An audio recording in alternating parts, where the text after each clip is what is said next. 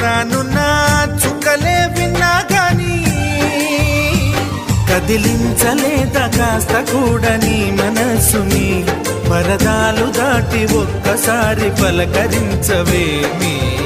అందరినీ ఇలా వెంటపడి అడగాల